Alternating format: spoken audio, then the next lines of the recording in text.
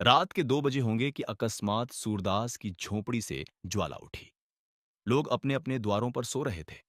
निद्रावस्था में भी उपचेतना जागती रहती है। दम के दम में सैकड़ों आदमी जमा हो गए। आसमान पर लाली छाई हुई थी।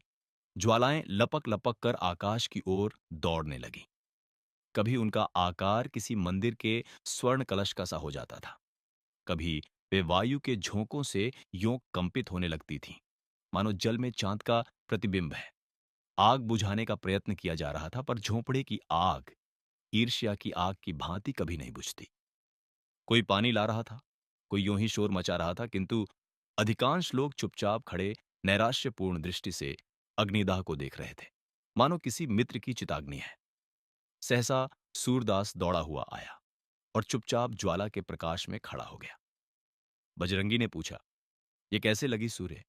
चूल्हे में तो आग नहीं छोड़ दी थी। सूरदास, झोंपड़े में जाने का कोई रास्ता ही नहीं है। बजरंगी, अब तो अंदर बाहर सब एक हो गया है। दीवारें जल रही हैं। सूरदास, किसी तरह नहीं जा सकता। बजरंगी, कैसे जाओगे? देखते नहीं हो, यहां तक लपटें आ रही हैं। जगधर, सूर्य, क्या आज चूल्हा ठंडा नहीं किया था? नायक राम, चूल्हा ठंडा किया होता तो दुश्मनों का कलेजा कैसे ठंडा होता? जगधर, पंडा जी, मेरा लड़का काम ना है। अगर मुझे कुछ भी मालूम हो, तुम मुझ पर नाहक सुबह करते हो। नायक राम, मैं जानता हूं जिसने लगाई है। बिगाड़ न दूं तो कहना। ठाकुर दीन, तुम क्या बिगाड़ दोगे? भगवान आप ही बिगाड़ देंगे। इसी तरह जब मेरे घर में चोरी हुई थी तो सब स्वाहा हो गया। जगधर, जिसके मन में इतनी खुटाई हो, भगवान उसका सत्यानाश कर दें। सूरदास, अब तो लपट नहीं आती। बजरंगी, हां, फूस जल गया, अब धरन जल रही है। सूरदास, अब तो अंदर जा सकता हूं। नायक राम, अंदर तो जा सकते हो, पर बाहर नहीं निकल सकते। अब चलो, आराम से सो रहो, जो होना था हो गया। पछताने से क्या होगा? सूरदास, हां, सो रहूंगा, जल्दी क्या है। थोड़ी देर में रही सही आग भी बुझ गई। कुशल ये हुई कि और किसी के घर में आग न लगी। सब लोग इस दुर्घटना पर आलोचनाएं करते हुए विदा हुए। सन्नाटा छा गया, किंतु सूरदास अब भी वहीं बैठा हुआ था। उसे झोंपड़े के जल जाने का दुख न था, बर्तन आदि के जल जाने का भी दुख न था। दुख था उस पोटली का, जो उसकी उम्र भर की कमाई थी, जो उसके जीवन की सारी आशाओं का आधार थी, जो उसकी सारी यातनाओं और रचनाओं का निष्कर्ष थी। इस छोटी सी पोटली में उसका, उसके पितरों का और उसके नाम लेवा का उद्धार संचित था। यही उसके लोक और परलोक, उसकी दीन दुनिया का आशा दीपक थी। उसने सोचा, पोटली के साथ रुपए थोड़े ही जल गए होंगे। अगर रुपए पिघल भी गए होंगे तो चांदी कहां जाएगी? क्या जानता था कि आज यह विपत्ति आने वाली है? नहीं तो यही ना सोता। पहले तो कोई झोंपड़ी के पास आता ही ना, और अगर आग लगाता भी तो पोटली को पहले ही निकाल लेता। सच तो यूं है कि मुझे यहां रुपए रखने ही ना चाहिए थे, पर रखता कहां? मोहल्ले में ऐसा कौन है जिसे रखने को देता? हाय, पूरे 500 रुपए थे। कुछ पैसे ऊपर हो गए थे। क्या इसी दिन के लिए पैसे पैसे बटोर रहा था? खा लिया होता तो कुछ तस्कीन होती। क्या सोचता था और क्या हुआ? गया जाकर पितरों को पिंडा देने का इरादा किया था। अब उनसे कैसे गला छूटेगा? सोचता था, कहीं मिठुआ की सगाई ठहर जाए तो कर डालूं। बहू घर में आ जाए तो एक रोटी खाने को मिले। अपने हाथों ठोंक ठोंक कर खाते एक छुक बीत गया। बड़ी भूल हुई। चाहिए था कि जैसे जैसे हाथ में रुपए आते, एक एक काम पूरा करता जाता। बहुत पांव फैलाने का यही फल है। उस समय तक राख ठंडी हो चुकी थी। सूरदास अटकल से द्वार की ओर झोंपड़े में घुसा, पर 2-3 पग के बाद एकाएक पांव भूबल में पड़ गया। ऊपर राख थी, लेकिन नीचे आग। तुरंत पांव खींच लिया और अपनी लकड़ी से राख को उलटने पलटने लगा, जिससे नीचे की आग भी जल्द राख हो जाए। आध घंटे में उसने सारी राख नीचे से ऊपर कर दी और तब फिर डरते डरते राख में पैर रखा। राख गर्म थी, पर असहाना थी। उसने उसी जगह की सीध में राख को टटोलना शुरू किया, जहां छप्पर में पोटली रखी थी। उसका दिल धड़क रहा था। उसे विश्वास था कि रुपए मिले या ना मिले, पर चांदी तो कहीं गई ही नहीं। सहसा वह उछल पड़ा। कोई भारी चीज हाथ लगी, उठा लिया, पर टटोल कर देखा तो मालूम हुआ ईंट का टुकड़ा है। फिर टटोलने लगा, जैसे कोई आदमी पानी में मछलियां टटोले। कोई चीज हाथ ना लगी। तब तो उसने नैराश्य की उतावली और अधीरता के साथ सारी राख छान डाली। एक एक मुट्ठी राख हाथ में लेकर देखी। लोटा मिला, तवा मिला, किंतु पोटली न मिली। उसका वह पैर, जो अब तक सीढ़ी पर था, फिसल गया और अब वह अथाह गहराई में जा पड़ा। उसके मुख से सहसा एक चीख निकल आई। वह वहीं राख पर बैठ गया और बिलख बिलख कर रोने लगा। यह फूस की राख न थी, उसकी अभिलाषाओं की राख थी। अपनी बेबसी का इतना दुख उसे कभी न हुआ था। तड्ढा का हो गया। सूरदास अब राख के ढेर को बटोर कर एक जगह कर रहा था। आशा से ज्यादा दीर्घजीवी और कोई वस्तु नहीं होती। उसी समय जगधर आकर बोला, सूर्य, सच कहना, तुम्हें मुझ पर तो सुबह नहीं है। सूर्य को सुबह तो था, पर उसने इसे छिपाकर कहा, तुम्हारे ऊपर क्यों सुबह करूंगा? तुमसे मेरी कौन सी अदावत थी? जगधर, मोहल्ले वाले तुम्हें भड़काएंगे, पर मैं भगवान से कहता हूं, मैं इस बारे में कुछ नहीं जानता। सूरदास, अब तो जो कुछ होना था, हो चुका। कौन जाने, किसी ने लगा दी या किसी की चिलम से उड़कर लग गई। यह भी तो हो सकता है कि चूल्हे में आग रह गई हो। बिना जाने बूझे किस पर सुबह करूं? जगधर, इसी से तुम्हें चिता दिया कि कहीं सुबह में मैं भी न मारा जाऊं। सूरदास, तुम्हारी तरफ से मेरा दिल साफ है। जगधर को भैरों की बातों से अब यह विश्वास हो गया कि यह उसी की शरारत है। उसने सूरदास को रुलाने की बात कही थी। उस धमकी को इस तरह पूरा किया। वह वहां से सीधे भैरों के पास गया। वह चुपचाप बैठा नारियल का हुक्का पी रहा था, पर मुख से चिंता और घबराहट झलक रही थी। जगधर को देखते ही बोला, कुछ सुना? लोग क्या बातचीत कर रहे हैं? जगधर, सब लोग तुम्हारे ऊपर सुबह करते हैं। नायक राम की धमकी तो तुमने अपने कानों से सुनी। भैरों, यहां ऐसी धमकियों की परवाह नहीं है। सबूत क्या है कि मैंने लगाई? जगधर, सच कहो, तुम्ही ने लगाई? भैरों, हां, चुपके से एक दियासलाई लगा दी। जगधर, मैं कुछ कुछ पहले ही समझ गया था, पर यह तुमने बुरा किया। झोपड़ी जलाने से क्या मिला? 2-4 दिन में फिर दूसरी झोपड़ी तैयार हो जाएगी। भैरों, कुछ हो, दिल की आग तो ठंडी हो गई। ये देखो। ये कहकर उसने एक थैली दिखाई, जिसका रंग धुएं से काला हो गया। जगधर ने उत्सुक होकर पूछा, इसमें क्या है? अरे, इसमें तो रुपए भरे हुए हैं। भैरों, ये सुभागी को बहका ले जाने का जरिमाना है।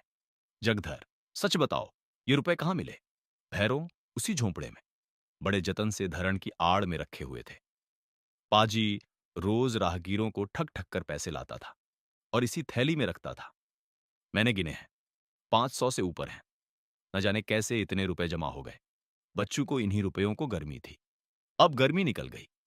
अब देखूं किस बल पर उछलते हैं। बिरादरी को भोज भात देने का सामान हो गया। नहीं तो इस बखत रुपए कहाँ मिलते? आजकल तो देखते ही हो, बल्लमटेरों के मारे बिक्री कितनी मंदी है। जगधर, मेरी तो सलाह है कि रुपए उसे लौटा दो। बड़ी मशक्कत की कमाई है, हजम न होगी।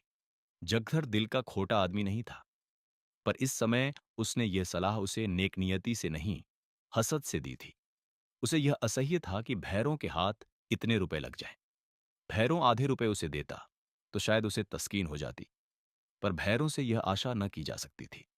बेपरवाही से बोला, मुझे अच्छी तरह हजम हो जाएगी। हाथ में आए हुए रुपए को नहीं लौटा सकता।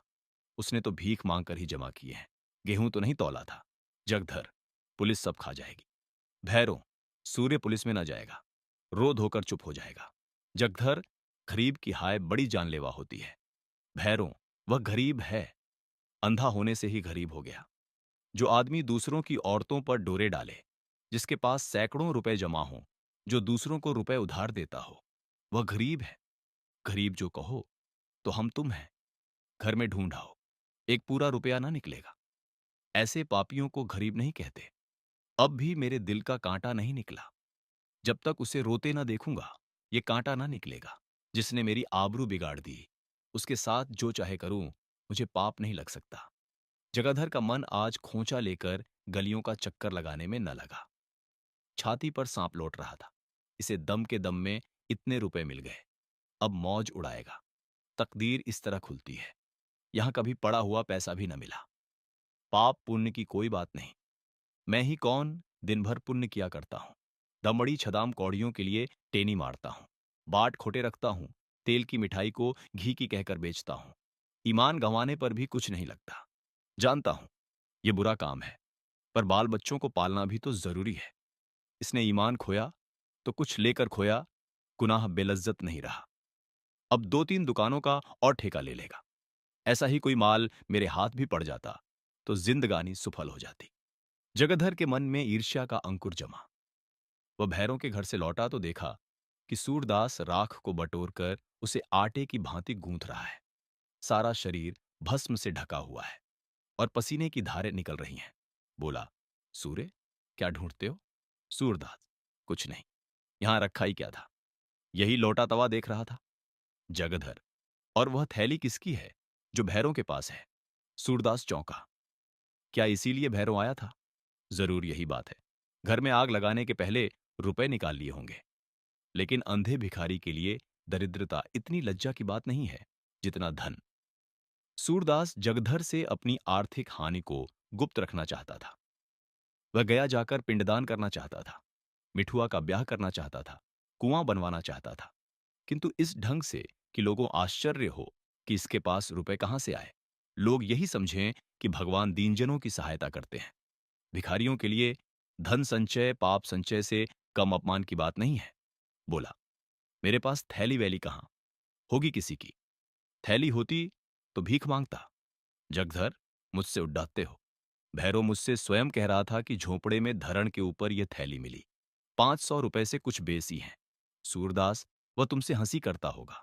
5.5 रुपए तो कभी जुड़े ही नहीं। 550 कहां से आते? इतने में सुभागी वहां आ पहुंची। रात भर मंदिर के पिछवाड़े अमरूद के बाग में छिपी बैठी थी। वह जानती थी आग भैरव ने लगाई है।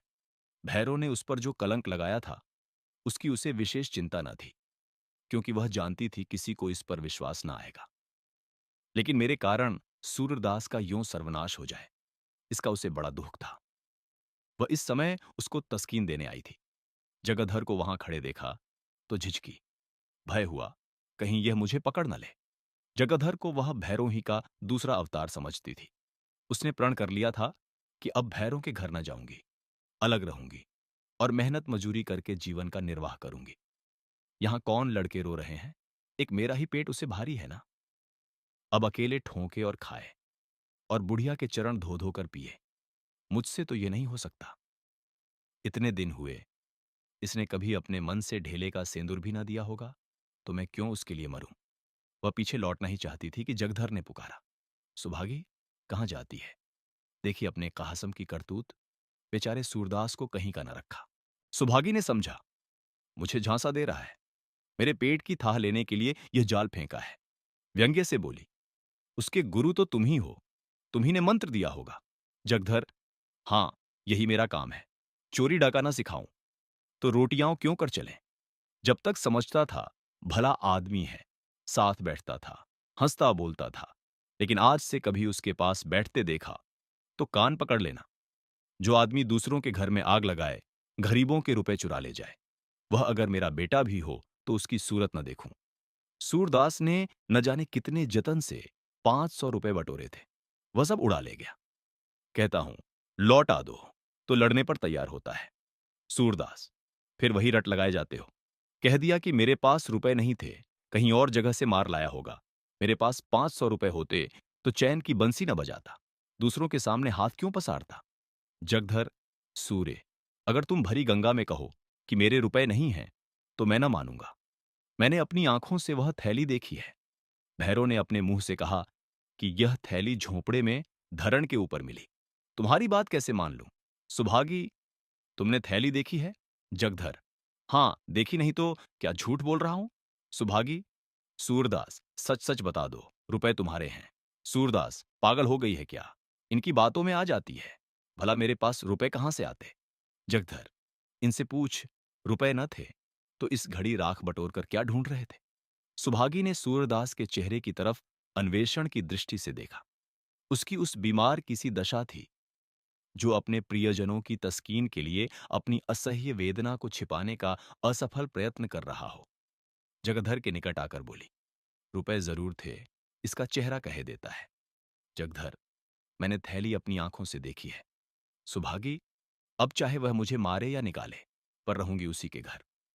कहां कहां थैली को छिपाएगा? कभी तो मेरे हाथ लगेगी। मेरे ही कारण इस पर यह विपद पड़ी है। मैंने ही उजाड़ा है, मैं ही बसाऊंगी। जब तक इसके रुपए न दिला दूंगी मुझे चैन न आएगी। ये कहकर वह सूरदास से बोली, तो अब रहोगे कहाँ? सूरदास ने यह बात न सुनी। वह सोच रहा था, रुपए मैंने ही तो कमाए थे, क्या फिर नहीं कमा सकता?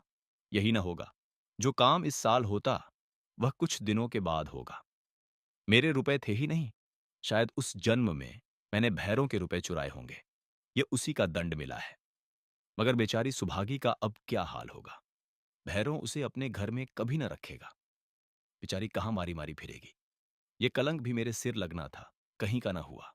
धन गया, घर गया, आबरू गई, जमीन बच रही है, ये भी न जाने जाएगी या बचेगी। अंधापन हो क्या थोड़ी विपत थी कि नित्य ही एक न एक चपत पड़ती रहती है। जिसके जी में आता है, चार खोटी खरी सुना देता है। इन दुखजनक विचारों से मर्माहत सा होकर वह रोने लगा। सुभागी जगधर के साथ भैरों के घर की ओर चली जा रही थी और यहां सूरदास अकेला बैठा हुआ रो रहा था। सहसा वह चौंक पड़ा। किसी ओर से आवाज आई, तुम खेल में रोते हो। मिठुआ घीसू के घर से रोता चला आता था। शायद घीसू ने मारा था। इस पर घीसू उसे चिढ़ा रहा था। खेल में रोते हो? सूरदास कहाँ तो नैराश्य, ग्लानि, चिंता और क्षोभ के अपार जल में गोते खा रहा था। कहाँ यह चेतावनी सुनते ही उसे ऐसा मालूम हुआ, किसी ने उसका हाथ पकड़कर किनारे पर खड़ा कर दिया। वाह, मैं तो खेल में रोता हूं, कितनी बुरी बात है। लड़के भी खेल में रोना बुरा समझते हैं, रोने वाले को चिढ़ाते हैं, और मैं खेल में रोता हूं। सच्चे खिलाड़ी कभी रोते नहीं, बाजी पर बाजी हारते हैं, चोट पर चोट खाते हैं, धक्के पर धक्के सहते हैं, पर मैदान में डटे रहते हैं। उनकी त्योरियों पर बल नहीं पड़ते, हिम्मत उनका साथ नहीं छोड़ती। दिल पर मालिन्य के छींटे भी नहीं आते, न किसी से जलते हैं न चिढ़ते हैं। खेल में रोना कैसा? खेल हंसने के लिए, दिल बहलाने के लिए है, रोने के लिए नहीं। सूरदास उठ खड़ा हुआ और विजय गर्व की तरंग में राख के ढेर को दोनों हाथों से उड़ाने लगा। आवेग में हम उद्दिष्ट स्थान से आगे निकल जाते हैं। वह संयम कहाँ है जो शत्रु पर विजय पाने के बाद तलवार को म्यान में कर ले? एक क्षण में मिठुआ, घीसू और मोहल्ले के बीसों लड़के आकर इस भस्म स्तूप के चारों ओर जमा हो गए और मारे प्रश्नों के सूरदास को परेशान कर दिया। उसे राख फेंकते देखकर सबों का खेल हाथ आया। राख की वर्षा होने लगी। दम के दम में सारी राख बिखर गई। भूमि पर केवल काला निशान रह गया। मिठुआ ने पूछा, दादा, अब हम रहेंगे कहां? सूरदास, दूसरा घर बनाएंगे। मिठुआ, और कोई फिर आग लगा दे। सूरदास, तो फिर बनाएंगे। मिठुआ, और फिर लगा दे। सूरदास, तो हम भी फिर बनाएंगे। मिठुआ, और कोई 1000 बार लगा दे। सूरदास, तो हम 1000 बार बनाएंगे। बालकों की संख्याओं से विशेष रुचि होती है। मिठुआ ने फिर पूछा, और जो कोई 100 लाख बार लगा दे। सूरदास ने उसी बालोचित सरलता से उत्तर दिया, तो हम भी 100 लाख बार बनाएंगे।